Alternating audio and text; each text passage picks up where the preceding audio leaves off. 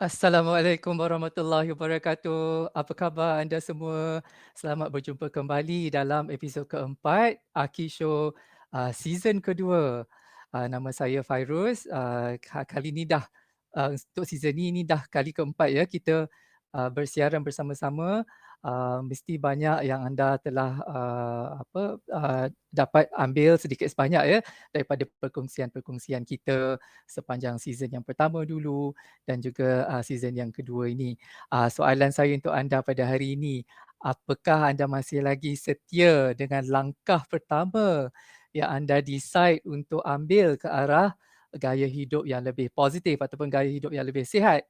Okey, 2 minggu lepas kita ada usulkan ya supaya berhenti untuk minuman-minuman bergula. Adakah anda masih beristiqamah, masih lagi kekal ya untuk tidak minum minuman bergula, ataupun adakah anda telah mengambil satu langkah yang baru untuk improve lagi kesihatan anda ataupun menukar gaya habit hidup anda untuk ke arah yang lebih sihat dan lebih positif. Kalau ada, sila komenkan dalam ruangan komen di bawah, kongsikan bersama-sama dengan kami supaya kami juga tahu, dan anda juga boleh kongsikan melalui social media anda ya episod kali ini kepada rakan-rakan dan juga family anda supaya mereka sama-sama dapat menyaksikan episod ini dan juga episod-episod yang akan datang, dan sama-sama kita tahu lebih sedikit menimba ilmu bersama-sama, perkongsian perisian dan perkongsian yang kita ada dalam setiap episod ini supaya kita dapat membina hidup yang lebih bagus. Okey, nama saya Fairuz. Saya sebenarnya pengasas pada sebuah perusahaan bakery ya, bakery sihat. Saya membuat kek-kek yang tanpa menggunakan gluten, sesuai ya untuk dimakan oleh sesiapa sahaja, terutamanya yang mengalami masalah kesihatan seperti kencing manis ataupun masalah berat badan ya, dan mengawal pengambilan gula. Ya, so saya specialize in making cakes yang sugar free dan juga gluten free, insya-Allah. Pada hari ini, saya ingat saya nak berkongsi sedikit berkenaan dengan lemak. Okey, lemak ni adalah perkataan yang selalunya mendapat konotasi yang negatif ya. Fats. Tadi dalam perisian yang Hanif segmen Hanif tadi, Hanif dah berkongsi sedikit sebanyak berkenaan dengan butter dan juga margarin ya. Butter dan margarin adalah dua contoh lemak yang kita boleh makan ya, dietary fats. Okey, tapi hari ini kita nak cerita lebih lanjut lagi supaya anda boleh kenal juga lagi jenis-jenis lemak. Okey, yang pertama sekali saya nak tekankan ataupun saya nak usulkan jangan takut pada lemak ya. Tak semua lemak itu tak bagus. Ada lemak yang bagus ya. Jadi apakah lemak yang bagus ini sebenarnya? Okey, kalau kita fikirkanlah ya, dari segi uh, berat badan. Okey, kalau misalnya kita bersaiz besar, maknanya berat badan kita lebih kepada lemak. Lemak itu penting juga untuk badan ya, sebab kalau anda tak tahu, kalau misalnya kanak-kanak yang meningkat remaja tanpa kandungan lemak yang cukup dalam badan, mereka tak boleh achieve puberty ya. So lemak penting untuk puberty.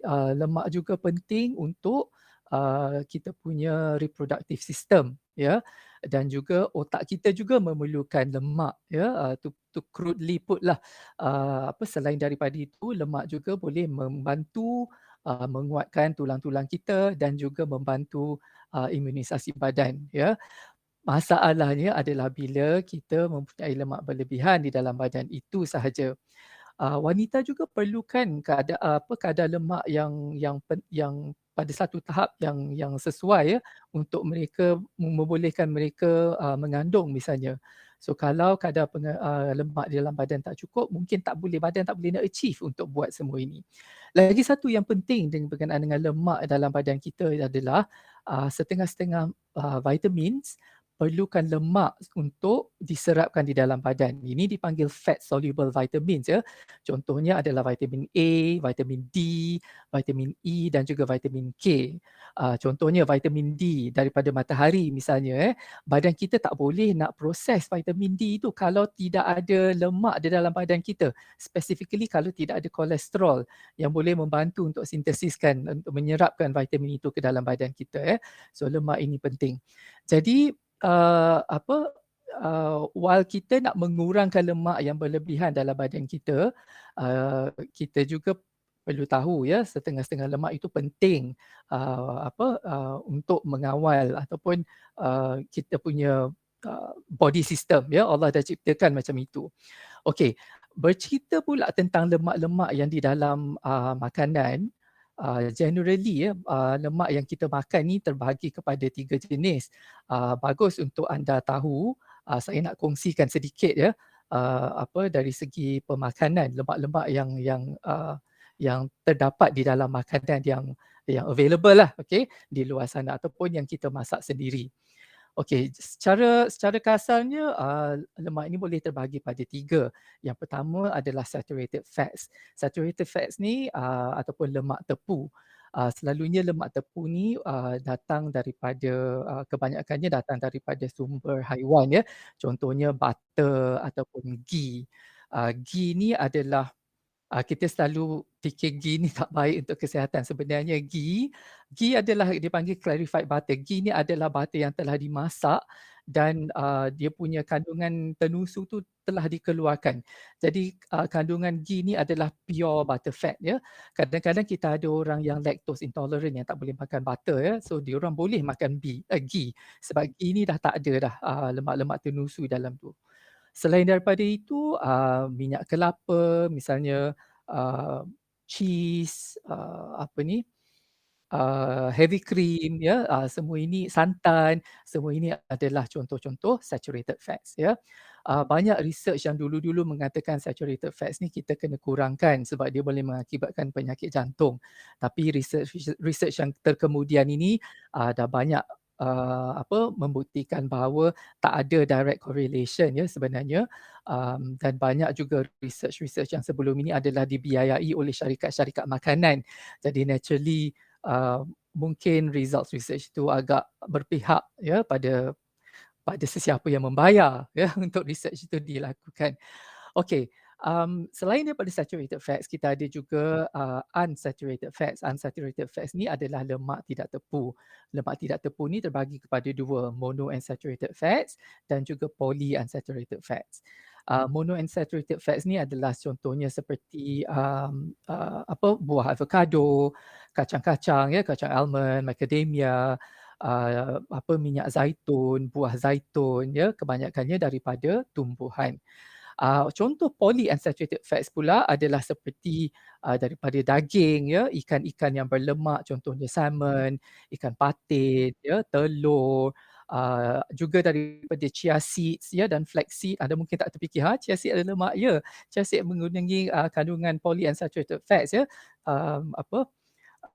Daging, walnuts ya, dan polyunsaturated fat ni pula yang pentingnya untuk badan kita, polyunsaturated fats ini adalah omega 3 dan omega 6. Anda mungkin pernah dengar ya omega 3 dan omega 6. Jadi omega 3 ni lebih penting sebenarnya untuk badan kita daripada omega 6. So contoh-contoh kita boleh dapatkan omega 3 ni adalah daripada salmon, ikan yang mempunyai lemak misalnya daripada chia seed, daripada flax seed ya. Omega 6 pula banyaknya daripada minyak-minyak tumbuhan ya, contohnya sunflower oil ataupun soya bean oil. Tapi yang pentingnya anda kalau boleh polyunsaturated fats ni kita kena kurangkan sikit. Sebabnya minyak-minyak seperti minyak sayuran ini dah banyak melalui proses ya. Dan bila banyak melalui proses tu dia cepat oxidize. Bila dia cepat oxidize dalam badan, dia boleh meningkatkan kadar inflamasi dalam badan kita ya. Jadi ini adalah contoh-contoh lemak daripada diet yang kita makan. Ada satu sahaja jenis lemak yang kalau boleh kita jangan makan ya. Ini adalah yang dipanggil trans fats. Ada mungkin pernah dengar ya trans fats. Trans fats ini kadang-kadang nama lainnya kalau tengok dalam ingredients list tu dia ada sebut partially hydrogenated oil. What it is adalah sebenarnya apabila hidrogen dicampurkan ke dalam lemak atau minyak untuk menjadikan dia lebih stabil. Okay? So bila hydrogenated oil ni ataupun trans fat ini dia boleh contribute towards heart disease ya, because dia boleh clog kita punya arteri. So kalau kita terlampau banyak sangat ambil trans fats. Trans fats ni banyak dalam processed food lah. Okay? Makanan yang banyak mengandungi shortening misalnya selalunya tinggi dalam kandungan trans fats. So ini adalah contoh-contoh lemak yang boleh dimakan, yang tidak boleh dimakan. Seperti biasa saya menyarankan moderation ya. Moderation is key. Jangan terlampau banyak sangat ambil saturated fats dan jangan terlampau banyak sangat ambil unsaturated fats juga. Sekadar yang perlu dan berpada-pada. Kalau anda averse pada minyak, tak nak guna minyak langsung untuk goreng-goreng, boleh invest sikit untuk membeli air fryer misalnya ya. Dan anda boleh menikmati makanan yang lebih sihat, yang kurang berminyak in that sense. Okey. Itu perkongsian saya pada hari ini berkenaan dengan lemak. Kalau anda ada apa-apa soalan sila letakkan di komen dan kita akan jawab nanti. Dan akan ada lagi perkongsian-perkongsian dalam episod-episod yang akan datang berkenaan dengan lemak juga. Okey, jangan ke mana-mana, saksikan Aki Show hingga ke akhir rancangan. Dan di akhir segmen ini saya ada 1 minute life hack. Ini adalah untuk membuat minuman apple cider vinegar ya. Saksikan video ini dan anda boleh tengok juga benefits of drinking apple cider vinegar ini towards the end of the video. Okey, jumpa lagi insya-Allah.